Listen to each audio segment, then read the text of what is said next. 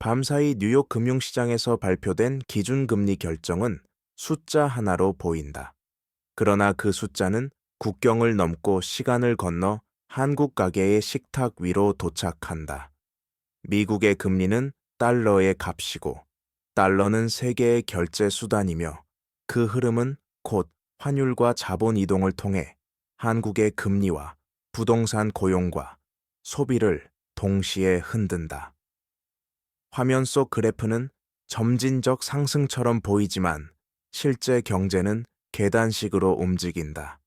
어느 순간 대출 이자는 빠르게 오르고 변동금리의 문턱을 넘은 가계는 월말을 계산기로 맞이한다.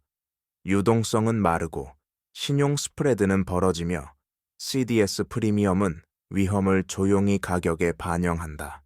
금융 시스템은 아직 작동한다. 은행 창구는 열려 있고 결제는 이어진다. 그러나 안정처럼 보이는 표면 아래에서는 비용이 축적되고 압력이 쌓인다. 미국의 통화 긴축은 물가를 잡기 위한 선택이지만 그 선택의 파동은 외환시장과 채권시장을 거쳐 한국의 가계부로 스며든다. 환율이 오르면 수입 물가는 상승하고 기준금리의 상향은 대출금리를 끌어올린다. 부동산 가격은 거래 절벽과 함께 흔들리고 자산과 부채의 균형은 가게마다 다른 속도로 무너진다. 위기는 갑작스럽게 오지 않는다. 대부분의 고통은 정상처럼 보이는 기간에 누적된다. 이 다큐멘터리는 그 누적의 경로를 따라간다. 미국의 정책 결정이 어떻게 한국의 가계 부담으로 전환되는지, 그리고 그 과정에서 우리가 놓치기 쉬운 신호가 무엇인지 차분히 해부한다. 여기서 중요한 질문은 하나다. 지금의 숫자는 과연 누구의 시간을 단축시키고 있는가? 위기의 징후는 항상 거창하지 않다. 가장 먼저 변하는 것은 속도다. 외환시장에서 원달러 환율이 하루에도 몇 번씩 방향을 바꾸고 장기 국채 금리가 단기간에 급등락을 반복한다. 이는 투자 심리가 불안정해졌다는 신호이자 글로벌 자본이 더 안전한 곳을 찾기 시작했음을 의미한다. CDS 프리미엄이 서서히 오르는 구간은 특히 중요하다. 국가 부도 위험을 직접적으로 체감하는 지표는 아니지만 금융시장은 이 수치를 통해 미래의 불안을 선반영한다. 은행 간 자금 조달 금리가 기준금리보다 빠르게 오르기 시작하면 유동성의 균열은 이미 시작된 것이다. 가계는 아직 체감하지 못하지만 금융기관은 대출 심사를 강화하고 만기 구조를 재검토한다. 변동금리 대출 비중이 높은 한국의 특성상 기준금리 변화는 몇 달의 시차를 두고 가계 이자 부담으로 전이된다. 동시에 부동산 시장에서는 거래량이 급감한다. 가격은 유지되는 듯 보이지만 실제로는 유동성이 사라진 정체 구간이다. 이때 나타나는 또 다른 신호는 소비의 미세한 둔화다. 카드 사용액 증가율이 꺾이고 자영업 매출 지표가 먼저 흔들린다. 언론은 아직 위기라는 단어를 쓰지 않는다. 그러나 과거의 사례들은 이 조합이 반복되었음을 보여준다. IMF 외환위기 이전에도 글로벌 금리 환경 변화와 환율 불안은 조용히 진행됐다. 위기의 징후는 언제나 데이터의 가장자리에서 먼저 나타난다. 여기서 중요한 것은 공포가 아니라 해석이다. 신호를 읽지 못할 때 비용은 개인에게 집중된다. 경제 충격의 작동 원리는 복잡해 보이지만 핵심 경로는 명확하다.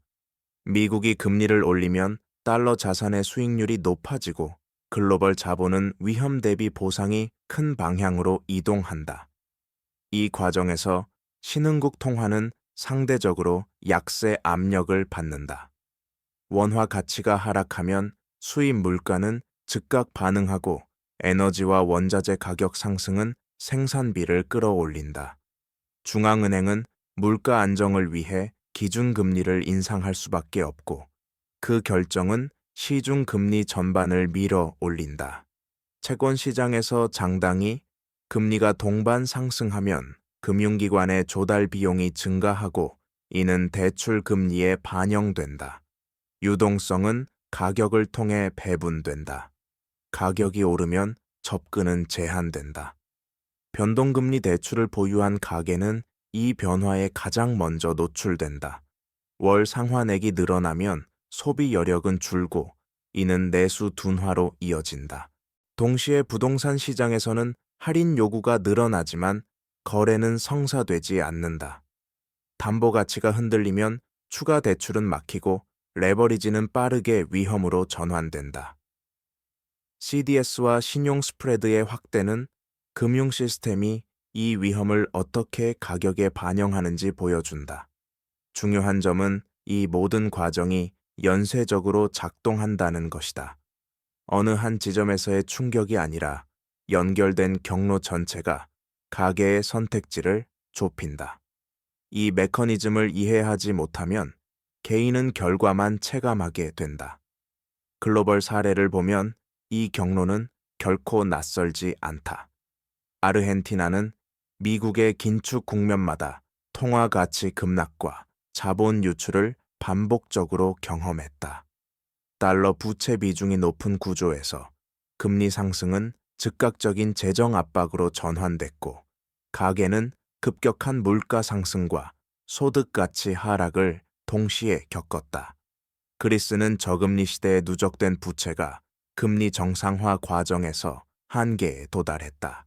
국채 금리가 급등하자 금융 시스템은 긴축에 들어갔고 실업과 복지 축소가 일상으로 새으며들었다. 터키의 사례는 통화 정책 신뢰가 무너질 때 환율과 물가가 어떻게 상호 증폭되는지를 보여준다. 기준금리 인상에도 통화 약세가 멈추지 않자 가계는 예금보다 실물 자산으로 이동했고 유동성은 더욱 불안정해졌다. 베네수엘라는 통화 가치 붕괴가 생활 전반을 어떻게 마비시키는지 극단적으로 보여준다. 이들 사례의 공통점은 외부 금리 환경 변화가 내부 구조적 취약성과 결합될 때 고통이 가속된다는 점이다. 중요한 것은 위기의 형태가 다르더라도 경로는 유사하다는 사실이다. 글로벌 금리의 방향은 각국의 가계에 서로 다른 속도로 그러나 같은 압력으로 작용한다. 한국 경제에 미치는 영향은 구조적 특성에서 더욱 선명해진다. 높은 가계부채 비율과 변동금리 대출의 비중은 금리 변화의 충격을 증폭시킨다. 기준금리가 오르면 주택담보대출과 신용대출의 이자 부담이 빠르게 증가하고 이는 소비의 즉각적인 위축으로 이어진다. 환율 상승은 수입 물가를 자극해 생활비 전반을 끌어올린다. 에너지와 식료품 가격의 상승은 저소득층일수록 체감도가 크다. 부동산 시장에서는 거래 절벽이 장기화되며 가격 발견 기능이 약화된다. 자산 가격이 유지되는 듯 보여도 유동성 부족은 담보 가치의 불확실성을 키운다. 금융기관은 리스크 관리를 강화하고 대출 문턱은 높아진다. 이는 중소자영업과 청년층의 자금 접근성을 제한한다. 기업 부문에서는 자금 조달 비용이 증가해 투자 계획이 지연되고 고용의 질이 악화된다. CDS와 회사채 스프레드의 변화는 이러한 부담을 시장이 어떻게 평가하는지 보여준다. 결과적으로 미국의 금리 정책은 환율과 금리를 매개로 한국의 가계 자영업 기업을 동시에 압박한다. 이 압력은 평균값이 아니라 각 가계의 재무 구조에 따라 다르게 작용한다. 바로 그 차이가 고통의 깊이를 결정한다. 정부와 중앙은행의 대응은 선택지의 제약 속에서 이루어진다. 기준금리를 낮추면 환율 불안과 자본 유출 압력이 커지고 유지하거나 인상하면 가계와 기업의 부담이 누적된다. 중앙은행은 물가 안정과 분위의 금융 안정 사이에서 균형을 잡아야 한다. 공개시장 운영과 유동성 공급 창구는 단기 경색을 완화하는 수단이지만 구조적 문제를 해결하지는 못한다. 외환 시장에서는 스무딩 오퍼레이션으로 변동성을 줄이려 하지만 방향을 바꾸기에는 글로벌 금리 환경의 힘이 크다. 정부는 취약차주를 대상으로 한 망이 연장과 상환 유예 보증 확대를 검토한다. 이는 연쇄 부실을 막는 완충 장치로 작동할 수 있다. 동시에 부동산 시장의 급격한 조정을 완화하기 위해 규제와 세제의 미세 조정이 논의된다. 그러나 정책의 효과는 시차를 가진다. 재정 지출 확대는 경기 하방을 완화하지만 재정 건전성에 대한 시장의 평가도 함께 따라온다. CDS와 국채 금리는 정책 신뢰를 즉각 반영한다. 중요한 것은 일관성과 신호다. 잦은 방향 전환은 불확실성을 키운다. 정책은 위기를 제거하기보다 경로를 완만하게 만든다. 그 사이의 비용은 여전히 민간이 부담한다. 따라서 대응의 핵심은 충격의 속도를 낮추고 취약한 고리를 보호하는 데 있다. 개인의 생존 전략은 거창한 예측보다 구조를 이해하는 데서 시작된다. 첫째는 금리 구조의 점검이다. 변동금리 비중이 높다면 금리 상승이 소득에 미치는 영향을 계산하고 고정금리 전환이나 만기 분산을 검토해야 한다. 둘째는 유동성 관리다. 위기 국면에서 가장 위험한 것은 자산 부족이 아니라 현금 흐름의 단절이다. 비상자금은 수익률보다 접근성이 우선이다. 셋째는 부채의 목적을 재점검하는 것이다. 소비성 부채는 금리 상승기에 가장 빠르게 부담으로 전환된다. 넷째는 환율 노출의 인식이다. 해외 소비와 달러 표시 자산은 환율 변동의 영향을 동시에 받는다. 이를 모르면 가격 상승을 외부 요인으로만 오해하게 된다. 다섯째는 정보의 선택이다. 과도한 공포는 잘못된 결정을 유도한다. 금리와 환율 물가 지표의 방향성을 읽되 단기 변동에 흔들리지 않는 기준이 필요하다. 개인의 대응은 경제를 바꾸지 못한다. 그러나 충격의 체감 강도는 바꿀 수 있다. 위기의 국면에서 가장 중요한 자산은 예측이 아니라 준비다. 여운을 남기는 마무리는 언제나 개인의 삶으로 돌아온다. 미국의 금리 정책은 거대한 매크로 변수처럼 보이지만 그 끝에는 매달 도착하는 이자 고지서와 줄어든 소비 선택지가 있다. 숫자는 중립적이지만 그 해석과 부담은 결코 평등하지 않다. 같은 금리 인상이라도 부채 구조와 소득 안정성에 따라 체감은 극단적으로 달라진다. 과거 IMF 외환위기에서 보았듯이 위기의 기억은 시간이 지나면 희미해진다. 그러나 구조는 반복된다. 글로벌 금융 환경의 변화는 늘 가장 약한 연결고리를 먼저 시험한다. 지금 우리가 마주한 국면에서 중요한 질문은 위기가 올 것인가가 아니다. 이미 진행 중인 압력이 누구에게 어떤 속도로 전가되고 있는가다. 정책은 완충을 시도하고 시장은 가격으로 반응한다. 그 사이에서 개인은 선택해야 한다. 무시할 것인지 이해할 것인지. 이 다큐멘터리가 남기고 싶은 메시지는 단순하다. 경제는 멀리 있지 않다. 금리와 환율 유동성과 신용의 변화는 결국 일상의 언어로 번역된다. 그 번역을 읽을 수 있을 때 불확실성은 공포가 아니라 판단의 재료가 된다. 위기는 항상 외부에서 시작되는 것처럼 보이지만 실제 충격의 크기는 내부 구조에 의해 결정된다. 한국 가계의 소득 구조를 보면 이 사실은 더 분명해진다.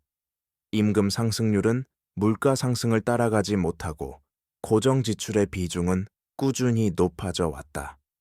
여기에 금리 인상이라는 변수는 선택의 여지를 빠르게 줄인다. 대출 이자는 조정이 불가능한 지출로 남고 소비는 가장 먼저 줄어든다. 교육비, 의료비, 주거비처럼 쉽게 줄일 수 없는 항목이 많을수록 체감 압력은 커진다.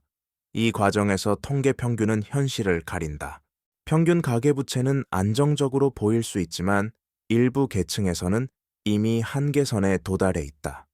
금융 시스템은 아직 견고해 보인다. 연체율은 관리되고 있고 은행의 건전성 지표도 기준을 충족한다. 그러나 위기는 항상 가계의 말단에서 시작된다.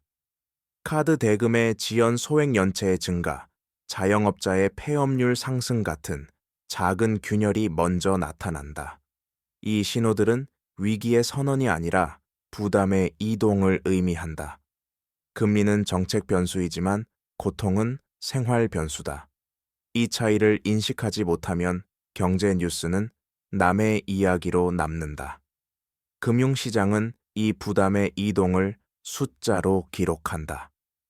회사채와 국채의 금리 차이는 위험인식을 반영하고 은행채 스프레드는 자금 조달의 긴장을 보여준다. 이 지표들이 동시에 움직일 때 시장은 이미 한 단계 앞의 상황을 가격에 담고 있다.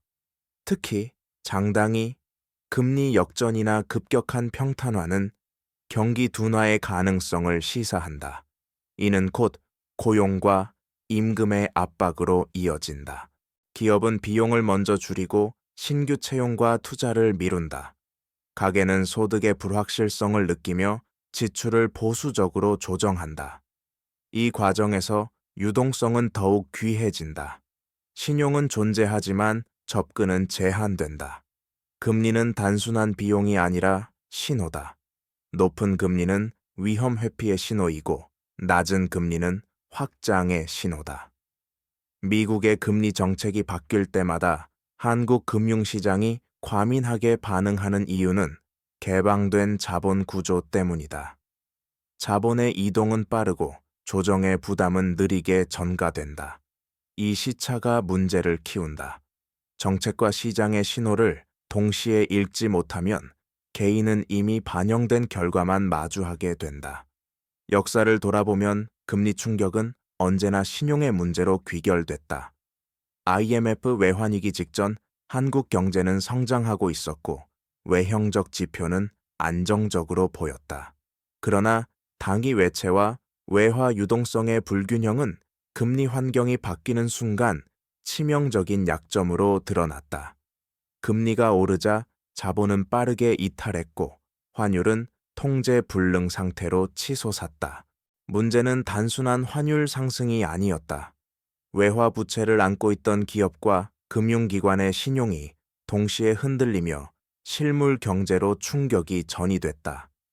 당시 가계는 직접적인 원인이 아니었지만 결과는 가장 가혹했다. 실업과 소득 감소 자산 가치 하락이 한꺼번에 찾아왔다. 이 경험은 중요한 교훈을 남긴다. 위기의 출발점과 고통의 종착지는 다를 수 있다는 점이다. 오늘날 상황은 제도적으로 다르지만 글로벌 금리 변화가 신용 경로를 통해 압박을 전달한다는 구조는 변하지 않았다. 금리는 다시 한번 신용의 경계를 시험하고 있다. 이 시험은 국가보다 개인에게 먼저 도착한다. 글로벌 비교는 한국의 현재 위치를 가늠하게 한다. 아르헨티나와 터키는 통화 신뢰가 약해질 때 금리 인상이 오히려 환율 불안을 증폭시켰다. 반면 그리스는 통화 주권이 없는 상황에서 재정과 금융의 제약이 동시에 작동하며 조정 비용이 사회 전반으로 확산됐다. 이 사례들은 한 가지를 공통으로 보여준다. 외부 금리 충격은 단독으로 작동하지 않고 제도와 구조를 통해 증폭되거나 완화된다. 한국은 외환 보유액과 금융 규제가 비교적 탄탄하지만 가계부채의 민감도는 높다. 변동금리와 만기 집중은 충격의 전달 속도를 빠르게 만든다. 환율이 흔들릴 때 수입 물가가 먼저 반응하고 기준금리 조정은 시차를 두고 대출 금리에 반영된다. 이 과정에서 시장은 항상 앞서 움직인다. CDS와 스프레드는 정책 발표 이전의 변화를 암시한다. 중요한 차이는 준비의 정도다. 제도가 완충을 제공해도 가계의 재무 구조가 취약하면 체감 고통은 줄어들지 않는다. 비교의 목적은 공포가 아니라 학습이다. 다른 나라의 실패는 경고이고 성공은 조건을 제시한다. 그 조건을 읽지 못하면 같은 경로를 다른 속도로 반복하게 된다. 미국의 금리 정책이 한국 가계로 전달되는 과정에서 가장 자주 간과되는 요소는 시간이다. 정책 결정과 가계 고통 사이에는 항상 지연이 존재한다. 이 지연은 안도감을 만든다. 아직 괜찮다는 인식이 유지되는 동안 부담은 조용히 누적된다. 금리 인상 초기에는 일부 차주만 영향을 받는다. 고정금리 비중이 있는 가계나 여유 자산이 있는 계층은 체감을 미룰 수 있다. 그러나 시간이 지나면 만기 도래와 금리 재산정이 겹치며 범위는 넓어진다. 이자 부담은 소득 증가를 기다려주지 않는다. 환율 역시 마찬가지다. 초기에는 기업과 수입업체가 흡수하지만 결국 가격으로 전가된다. 이때 가계는 결과만 마주한다. 생활비 상승과 소비 여력 감소가 동시에 나타난다. 중요한 점은 이 과정이 선형적이지 않다는 것이다. 어느 임계점을 넘으면 조정은 급격해진다. 연체율이 오르고 신용 등급이 흔들리며 금융 접근성이 급격히 낮아진다. 위기는 선언으로 시작되지 않는다. 대부분의 고통은 이미 결정된 경로를 따라 도착한다. 시간을 읽지 못하면 선택의 여지는 사라진다. 이 임계점이 형성되는 구간에서 부동산 시장의 역할은 결정적이다. 한국 가계자산의 상당 부분은 주택에 묶여 있고, 이는 금리 변화가 자산과 부채 양쪽에 동시에 작용한다는 뜻이다. 금리가 오르면 대출 이자는 증가하지만 자산 가격은 즉각 반응하지 않는다. 이 시차가 착시를 만든다. 아직 자산이 있으니 버틸 수 있다는 인식이 유지된다. 그러나 거래량이 줄고 가격 발견이 멈춘 상태에서 담보 가치는 불확실해진다.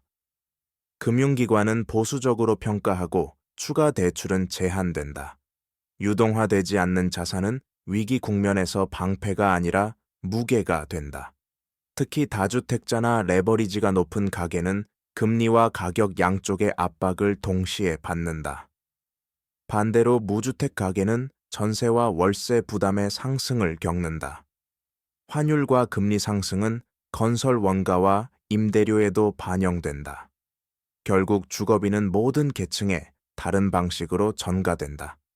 부동산은 안전자산처럼 보이지만 금리 환경이 바뀔 때 가장 느리게 움직이며 가장 크게 흔들리는 영역이다. 이 구조를 이해하지 못하면 자산은 방패가 아니라 함정이 된다. 고용시장은 이 모든 압력이 모이는 지점이다. 금리 상승과 환율 불안은 기업의 비용 구조를 먼저 바꾼다. 차입 비용이 늘어나면 투자는 지연되고 환율 변동성은 수익 예측을 어렵게 만든다. 기업은 불확실성에 대응하는 가장 쉬운 방법을 선택한다. 신규 채용을 줄이고 비정규 고용 비중을 늘리며 임금 인상 속도를 늦춘다. 이 변화는 통계에 반영되기까지 시간이 걸린다. 실업률은 안정적으로 보일 수 있지만 체감 고용은 이미 약해진다. 가계는 소득의 불확실성을 느끼는 순간 지출을 줄인다. 소비 위축은 다시 자영업과 서비스업으로 전달된다. 이 과정에서 소득과 부채의 균형은 빠르게 흔들린다. 금리 인상은 대출 이자를 통해 직접적인 부담을 주지만 고용 악화는 간접적이면서도 장기적인 고통을 남긴다. 특히 청년층과 자영업자는 이중의 압력을 받는다. 소득은 불안정해지고 자금 접근성은 낮아진다. 위기의 전파는 항상 금융에서 시작해 고용으로 끝난다. 그 종착지는 가계의 선택지를 제한하는 현실이다. 이 지점에서 금융 안정과 사회 안정의 간극이 드러난다. 금융 시스템은 규제와 자본 완충 장치로 방어된다. 은행의 자기 자본 비율은 기준을 충족하고 스트레스 테스트는 통과된다. 그러나 가계의 스트레스 테스트는 제도화되어 있지 않다. 같은 금리 인상이라도 소득 변동성이 큰 가계는 훨씬 빠르게 한계에 도달한다. 연체의 증가는 통계상 미미해 보여도 지역과 업종 연령대에 따라 집중된다. 이 집중은 사회적 비용을 키운다. 신용등급 하락은 추가 비용을 부르고 보험료와 대출 조건을 악화시킨다. 한번 낮아진 접근성은 회복에 시간이 걸린다. 정책의 완충기 도달하기 전에 개인의 선택지는 줄어든다. 이 간극을 메우는 것은 정보와 준비다. 금리와 환율 물가의 방향을 생활 단위로 번역하는 능력이 필요하다. 위기는 숫자의 문제가 아니라 연결의 문제다. 연결을 이해할수록 충격은 완화된다. 정책 신호를 해석하는 능력은 위기 국면에서 개인과 사회의 차이를 만든다. 중앙은행의 발언에서 중요한 것은 단어보다 방향이다. 물가 안정이 우선이라는 메시지가 반복되면 금리의 고점은 높아질 가능성이 크다. 반대로 금융 안정을 강조하면 속도 조절의 여지가 생긴다. 시장은 이 뉘앙스를 즉각 반영한다. 환율의 반응과 채권 금리의 움직임은 정책 신뢰를 시험하는 과정이다. 이때 가계가 흔히 저지르는 오류는 정책이 곧바로 부담을 줄여줄 것이라는 기대다. 실제로는 시차가 존재하고 완충은 선택적으로 작동한다. 취약차주를 보호하는 장치는 전체 가계의 비용을 없애지 않는다. 중요한 것은 정책 변화가 생활에 도달하기 전의 구간을 관리하는 일이다. 고정 지출의 재구성 부채 상환 스케줄에 조정 소득 변동성에 대한 대비가 여기에 포함된다. 정책은 방향을 제시하고 시장은 가격으로 반응한다. 그 사이에서 개인은 해석하고 선택해야 한다. 이 해석 능력이 부족할수록 부담은 외부 충격이 아니라 갑작스러운 사고처럼 느껴진다. 환율은 금리보다 더 빠르게 일상의 가격으로 번역된다. 원화 약세가 지속되면 수입 물가는 단계적으로 상승하고 기업은 이를 흡수하다가 결국 소비자 가격에 반영한다. 이 전가 과정에는 시간차가 있지만 방향은 명확하다. 에너지와 식료품처럼 대체가 어려운 항목에서 체감은 크다. 환율 변동성은 기업의 해지 비용을 높이고 중소기업일수록 대응 여력이 부족하다. 그 결과 고용과 임금에 대한 압박이 누적된다. 동시에 해외 투자 자금의 흐름은 국내 금융 여건을 좌우한다. 달러 강세 국면에서 자본은 보수적으로 움직이고 위험 자산에 대한 선호는 낮아진다. 이는 주식과 회사채 시장의 변동성을 키운다.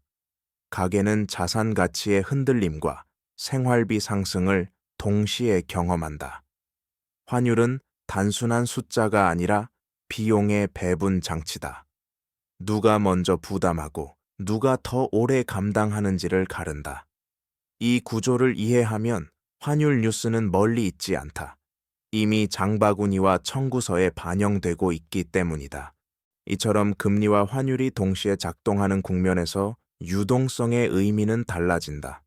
평상시 유동성은 효율의 문제였지만 위기 국면에서는 생존의 문제로 바뀐다. 은행 시스템에 자금이 충분해 보여도 그 자금이 누구에게 어떤 조건으로 공급되는지는 전혀 다른 이야기다. 신용이 필요한 순간에 접근할 수 없다면 유동성은 존재하지 않는 것과 같다. 이때 금융기관은 위험 회피를 우선한다. 담보의 질과 소득의 안정성을 더 엄격하게 평가하고 과거에는 가능했던 대출이 거절된다. 가계는 자산이 있음에도 불구하고 현금 흐름에 막힌다. 이 상황에서 개인 간 격차는 빠르게 벌어진다. 여유 유동성을 가진 가계는 기회를 보지만 그렇지 못한 가계는 방어에만 집중한다. 미국의 금리 정책은 이 격차를 직접 만들지는 않는다. 그러나 그 격차를 확대하는 촉매로 작동한다. 유동성은 위기의 원인이 아니라 결과다. 그리고 그 결과는 가장 준비가 부족한 지점에 먼저 도달한다. 이 격차가 확대되는 과정에서 금융교육의 중요성은 분명해진다. 복잡한 상품 지식이 아니라 구조를 이해하는 능력이 핵심이다. 금리가 오를 때 어떤 비용이 고정되고 어떤 비용이 변하는지 구분하는 일은 단순하지만 결정적이다. 환율 변동이 수입 물가를 거쳐 생활비로 전가되는 경로를 알면 단기 뉴스에 휘둘리지 않는다. 문제는 많은 가게가 이 연결을 사후적으로 체감한다는 점이다. 이미 부담이 커진 뒤에야 구조를 이해하면 선택지는 제한된다. 금융정보의 홍수 속에서 중요한 것은 방향성과 맥락이다. 기준금리 환율 물가 고용 지표는 서로 고립된 숫자가 아니다. 하나의 연쇄로 작동한다. 이 연쇄를 읽을 수 있으면 위기는 예고된 조정으로 인식된다. 준비는 공포를 없애지 못하지만 혼란을 줄인다. 개인의 금융 이해도는 정책이나 시장보다 느리게 개선된다.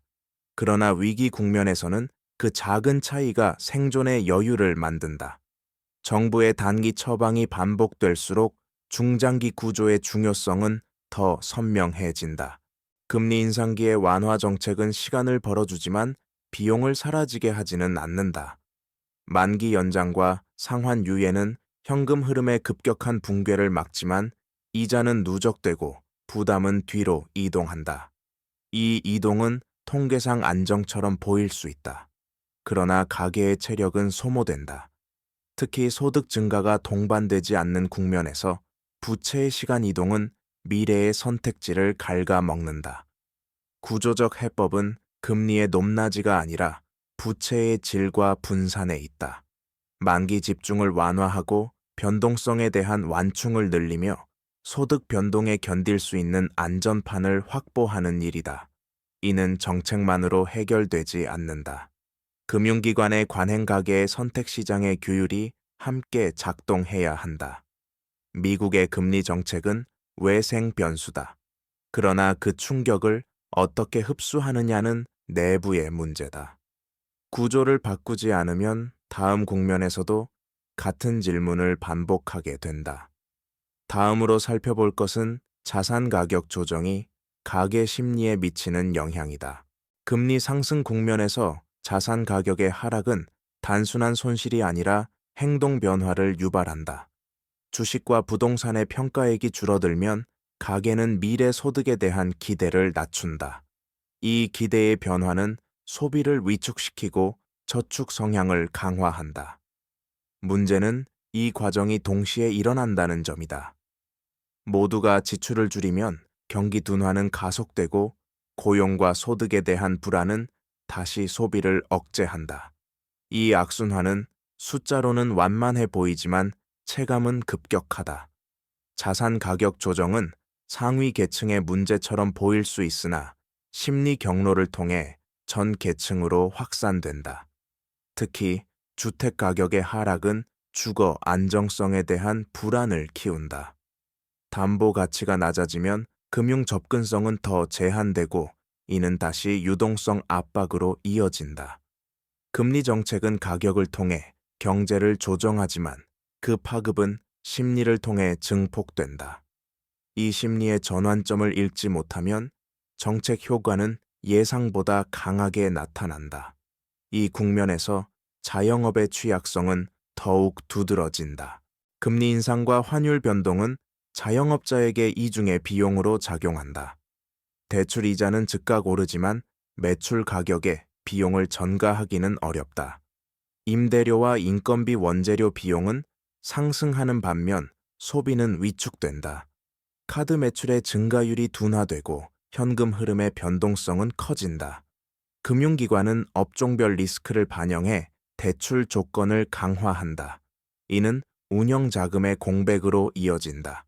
자영업은 고용의 완충 역할을 해왔지만 위기 국면에서는 가장 먼저 압박을 받는다. 폐업은 통계에 늦게 반영되지만 개인의 삶에는 즉시 나타난다. 소득 중단은 가계 전체의 재무 구조를 흔들고 신용도 하락은 재기의 비용을 높인다. 이 과정에서 지역 경제의 체력도 소모된다. 자영업의 문제는 개인의 실패가 아니라 구조의 신호다. 금리 정책의 파급이 어디에 가장 먼저 도달하는지 보여주는 지표이기 때문이다. 이를 읽지 못하면 회복의 타이밍은 더 늦어진다. 이 모든 압력이 누적되는 지점에서 사회적 안전망의 역할이 시험대에 오른다.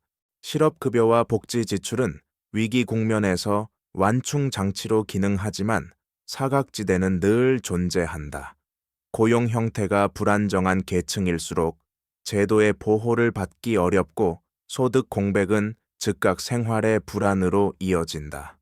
금리 인상은 정책 선택이지만 그 비용을 분산시키는 장치는 충분히 자동적이지 않다. 결국 가족과 개인의 비공식적 안전망이 먼저 동원된다. 저축의 소진 자산의 매각 추가 차입은 단기적 해결처럼 보이지만 장기적 취약성을 키운다. 이 과정에서 사회적 격차는 확대된다. 동일한 충격이 다른 결과를 만드는 이유는 안전망의 두께가 다르기 때문이다. 공공재정의 여력과 제도의 설계는 시장의 변동성을 완전히 상쇄할 수 없지만 속도를 늦출 수는 있다. 중요한 것은 위기가 지나간 뒤의 회복 경로다.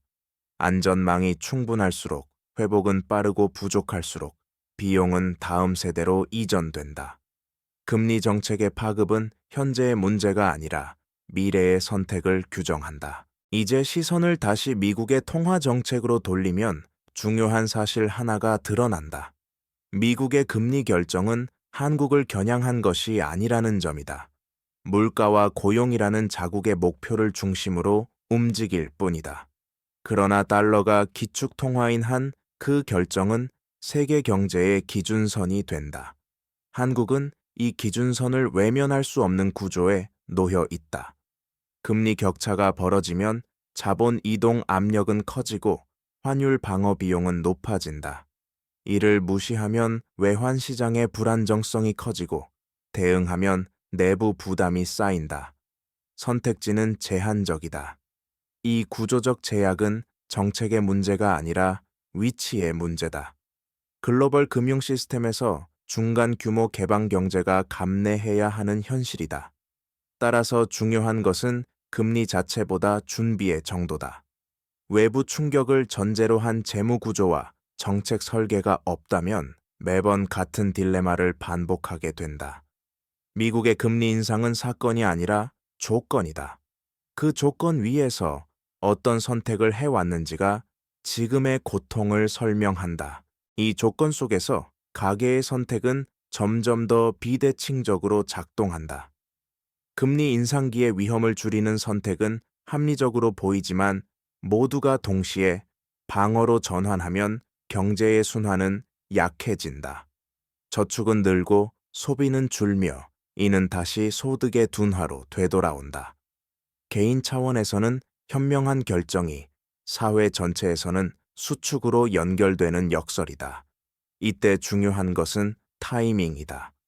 금리 상승의 초입과 고점 부근에서의 선택은 결과가 다르다.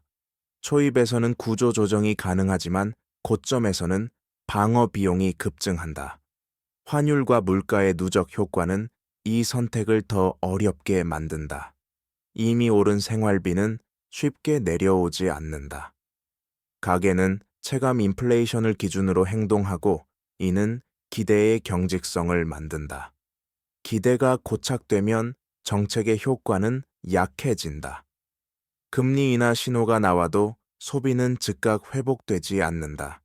이 지연은 회복 비용을 키운다. 따라서 개인의 전략은 방향뿐 아니라 시점을 포함해야 한다. 구조를 이해한 선택만이 이 비대칭의 비용을 줄인다. 회복 국면을 준비하는 관점에서도 금리의 기억은 중요하다. 금리가 내려오기 시작해도 가계의 부담은 즉시 사라지지 않는다. 고정된 상환 스케줄과 누적된 이자는 관성을 만든다. 기업 역시 마찬가지다. 투자와 고용은 신뢰가 회복된 뒤에야 움직인다. 이때 나타나는 현상이 회복의 불균형이다. 금융시장은 먼저 반등하지만 실물과 가계는 뒤따른다. 자산 가격이 오르기 시작해도 소비는 조심스럽고 부채 축소가 우선된다. 이는 합리적 선택이지만 경기 회복의 속도를 늦춘다. 과거의 위기들에서 공통적으로 관찰된 패턴이다. IMF 이후에도 자산 시장은 빠르게 안정됐지만 가계의 체감 회복은 오래 걸렸다. 이 시차를 이해하지 못하면 정책과 현실의 괴리가 커진다. 회복은 숫자의 문제가 아니라 신뢰의 문제다. 금리 정책은 방향을 바꿀 수 있지만 기억을 지우지는 못한다. 가계가 다시 위험을 감수하기까지는 시간이 필요하다. 이 시간을 줄이는 것은 정책의 일관성과 예측 가능성이다. 신뢰가 쌓일수록 회복은 비용을 덜 남긴다. 이 신뢰를 회복하는 과정에서 중요한 역할을 하는 것은 투명성이다. 금리 경로와 정책의 조건이 명확할수록 시장과 가계의 기대는 안정된다. 불확실성은 비용이다. 불명확한 신호는 방어적 선택을 강화하고 이는 경제 전반의 활력을 떨어뜨린다. 반대로 일관된 메시지는 준비의 시간을 제공한다. 가계는 상환 계획을 조정하고 기업은 투자와 고용의 순서를 재배치한다. 이 과정에서 데이터의 역할은 결정적이다. 물가의 구성 환율에 전가율 금리의 민감도를 구체적으로 제시할수록 판단의 질은 높아진다. 단순한 낙관이나 비관은 도움이 되지 않는다. 중요한 것은 조건부 전망이다. 어떤 조건에서 완화가 가능한지, 어떤 위험이 상존하는지를 분명히 하는 일이다. 과거 위기에서 투명성이 부족할수록 회복은 더뎠다. 소문과 추측이 시장을 지배하면 비용은 민간으로 전가된다. 신뢰는 선언으로 만들어지지 않는다. 반복된 일관성과 설명으로 쌓인다. 이 신뢰가 형성될 때 금리 정책의 파급은 통제 가능해지고 가계의 선택지는 다시 넓어진다. 마지막으로 남는 질문은 개인이 통제할 수 없는 변수 앞에서 무엇을 할 수 있는가다. 금리와 환율 글로벌 유동성은 개인의 선택 밖에 있다. 그러나 노출의 크기와 속도는 관리할 수 있다.